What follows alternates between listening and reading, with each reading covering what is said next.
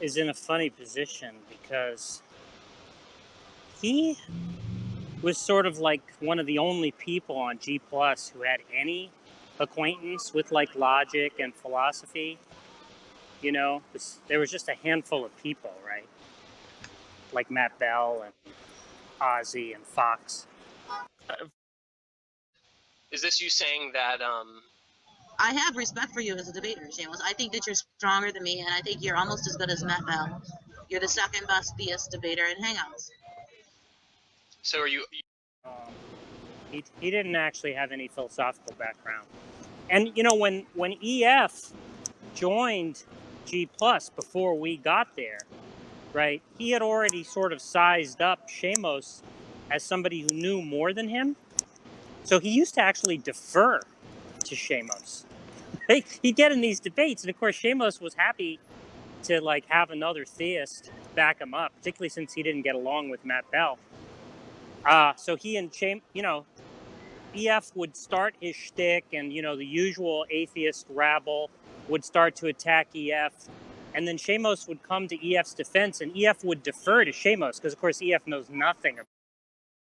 So what they're playing is a little intellectual game.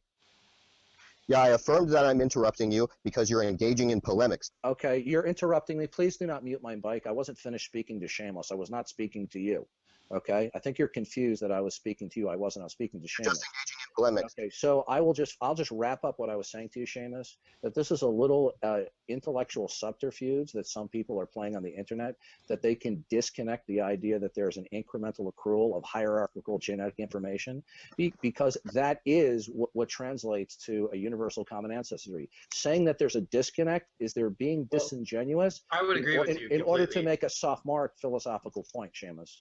Well, I don't know about that, but I agree with you completely on what you said about the hierarchical increase of genetic information based on what evolution says as a theory from common ancestry. So I think maybe that should just be basically presupposed. I mean, that is pretty obvious. It is at all. Shamos, because of course EF knows nothing about logic or really any of these arguments, right? He doesn't know how to formulate an argument.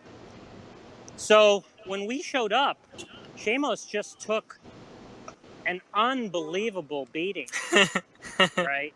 Like he was just totally humiliated, right?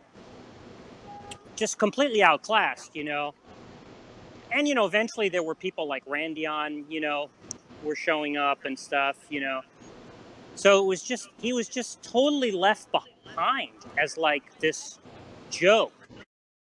At the fundamental heart of it, because earlier Realistic basically said that he basically defined things in terms of falsifiability and predictability as cannot have anything to do with agents, and that was like one of the fundamental cruxes of where all this was going wrong. That was never a claim. That's where I defend. No, that was, and that's an illusion, and that's in fact why I started to defend that proposition. That's a misunderstanding of our view. And why do you keep saying our view? You guys are such a little. DK and Josh, am I mistaken in saying that? I know, but you speak like the Borg.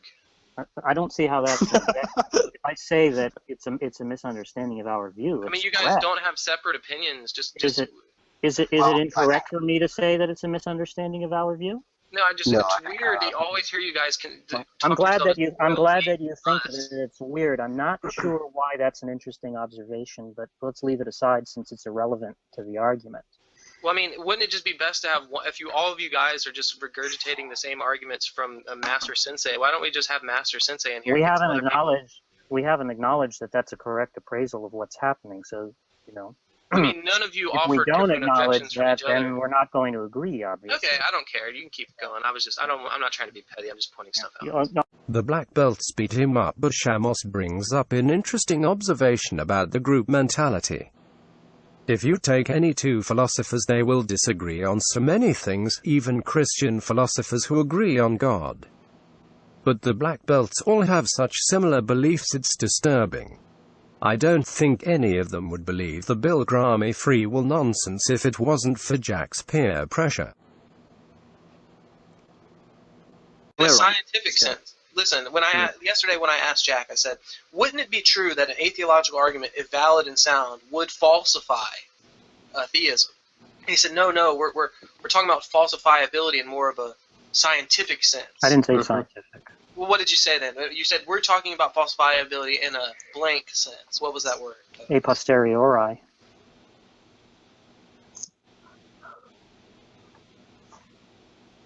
Jack, very few things are Does proven anything? a priori falsifiable in that sense. I mean, Well, that's what you were talking about. You were talking about an atheological argument that was a priori. Would it falsify it? And I said that's not what I mean by falsifiable. I don't mean things being shown to be false by a priori arguments. That's not what I mean by falsifiable. Right. right? I meant, yeah, I meant be falsifiable by. I meant be falsifiable by empirical evidence. Yeah, which is basically the hallmark of methodological naturalism. That's beside the point. Okay, and isn't that synonymous with science? How is that besides the point? Now you're I think there can be evidence for propositions a posteriori that are not scientific claims. Of course. So then that's why it doesn't presuppose science. A posteriori doesn't presuppose science. Never said a priori presupposes science.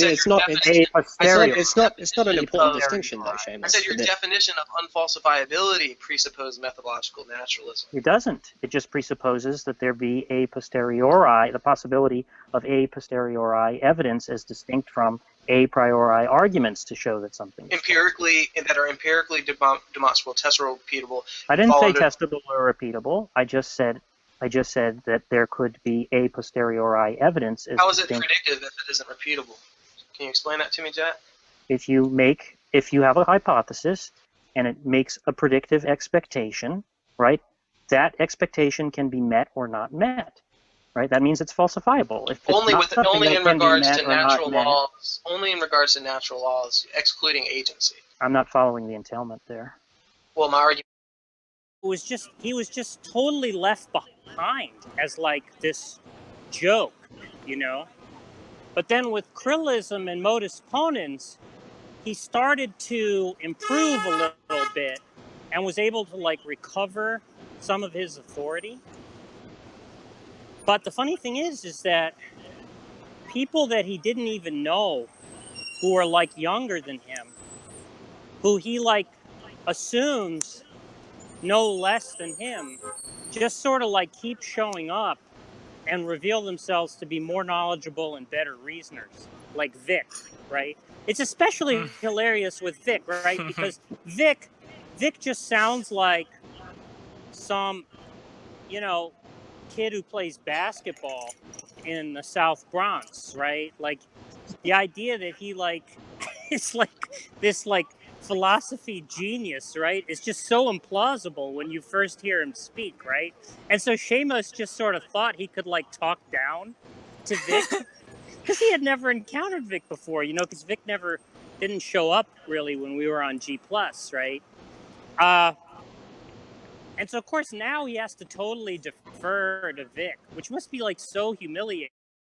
Shooting us that way, but not having it inherent somehow doesn't subvert that. So I would need some type of argument from analogy to motivate that. So I need to think.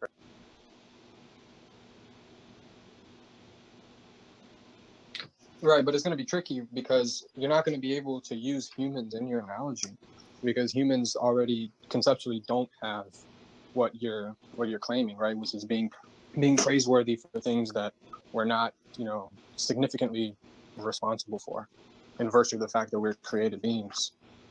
So it's going to be hard for you to like come up with an analogy like that. That's a problem. Yeah, that's a problem. So like that right there doesn't work.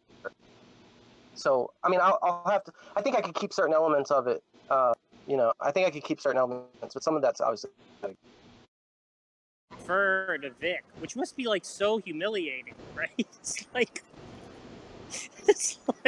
he just has to accept his place, you know. And you know, Manny, I'm sure. I mean, Manny doesn't know as much philosophy as Shamos does, but Manny is certainly a better reasoner than Shamos. Danny's a better reasoner than Shamos.